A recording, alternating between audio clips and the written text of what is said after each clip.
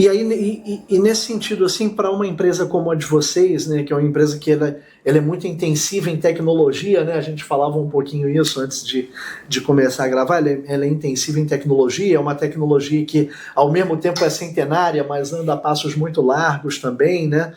Como é que vocês veem esse desafio dessa integração dessas disciplinas, né, de obra civil, com eletromecânica, com hidromecânica, com bastante coisa de automação também, que está envolvido em empreendimentos como os nossos, né?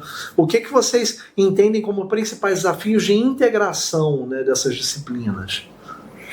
A gente, olhando a parte, por exemplo, de modernizações, né, que são os desafios maiores ainda, né, levando na escala alta aí de integração, a obra e a engenharia de equipamentos, a projeto, né, da obra, projeto civil, projeto elétrico, projeto mecânico, ainda para esse tipo de empreendimento que necessita mais integração, já nasce lá na concepção do projeto, né?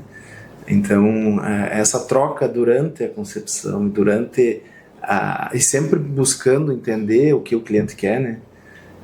Apresentar, obviamente, as oportunidades e o que pode ser construído, né? Mas também entender qual que é a realidade do cliente e o que ele busca, né? Para assim, tu trazer isso para dentro de casa e fazer esse trabalho junto com os projetistas, junto com construtoras e fabricantes, né? A integração desse projeto buscando o melhor custo-benefício. Uhum. Então a gente tem cases de sucesso nisso, né?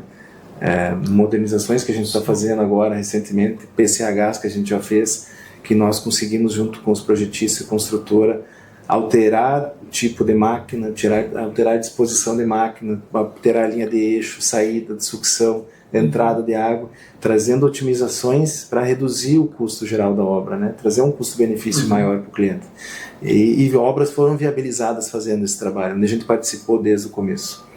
Então é uma troca muito importante e a gente precisa desses movimentos, dessa integração, dessa abertura entre as empresas para se construir essas relações, né? Para se entender como é que se nasce o projeto de uma hidrelétrica, que não é um engenheiro sozinho no escritório ou uma construtora sozinha lá na área dela dizendo como que é melhor construir, se tu não pensar no todo, né? Então tu tem que pensar no todo e sempre buscando atender a dor do cliente, né? Isso para nós é chave, né? É assim que funciona. Dois cases que eu queria falar muito, que estão quentes nesse momento, né? Então,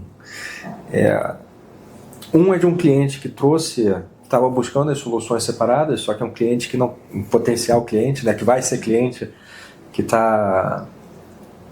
não tem as expertises de integração dentro de casa, eles mesmos admitiram, e foi uma solução da própria hidroenergia fazer uma conversão e falar, a gente consegue entregar através de alianças, né, esse processo como se fosse um completo, uma solução completa.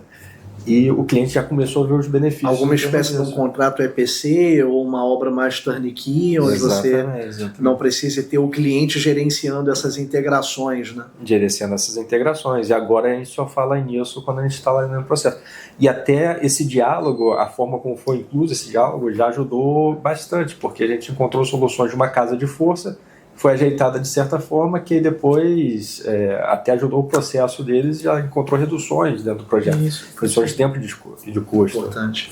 Nós aqui temos a construção do projeto, a gente sempre tem uma visão de que não é só a máquina, é a máquina integrada numa estrutura. Então, o ganho tem que ser pensado no global.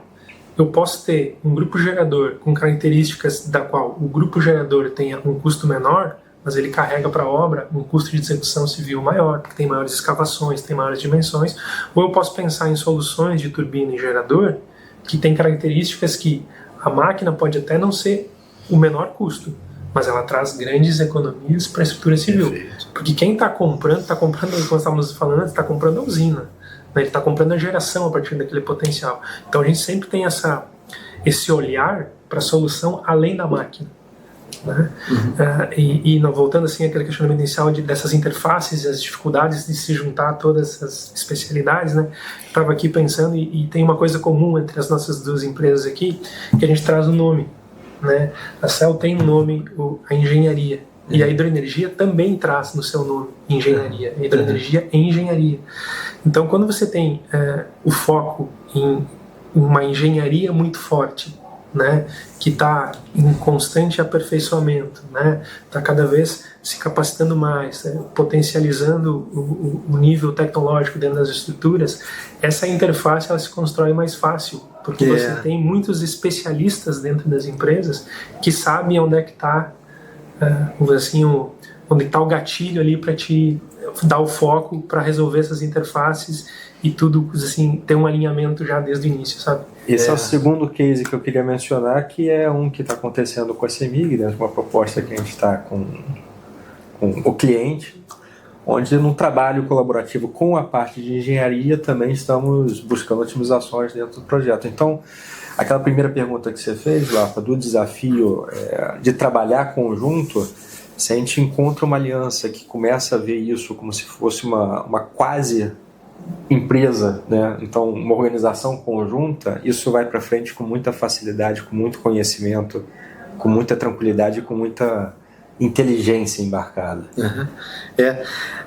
Realmente esse ponto de vista da integração, ele é importante não só por você trazer uma diminuição do custo de administração do cliente, né? Não é só isso, né? Isso também é um elemento importante, talvez seja, né? A gente acredita, né, que a gente poder gerenciar um empreendimento como um EPCista, né, onde a gente tem toda a parte de projeto, tem toda a parte de aquisições, a engenharia, a construção e a entrega, né, desse ativo quase que já comissionado para o cliente, mas também que a gente consiga embarcar nossas engenharias ali dentro, né?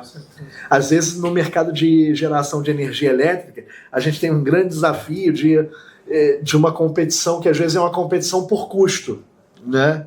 Nesse segmento as margens são apertadas, né? A gente entende que custo é um driver importante, claro que sim, né? Mas cada vez mais a gente quer contribuir com engenharia, cada vez mais a gente quer levar soluções melhores para os nossos clientes, né? Então essa integração das engenharias é o que pode levar a uma solução mais rica. Às vezes não vai ser necessariamente uma solução de construção mais barata. Às vezes não. A gente bate muito nisso. Pode ser que você tenha uma construção que vá custar um pouco mais, mas de repente no OPEX, de repente na manutenção, você reduz drasticamente. O custo total de propriedade, né, de quem tem aquele ativo diminui. Não necessariamente porque a tua obra foi mais barata, né? Isso é uma coisa que a gente tem uma preocupação grande, né? Tem que se posicionar. E é importante que cada vez mais a própria empresa de geração de energia tenha isso em mente também, né?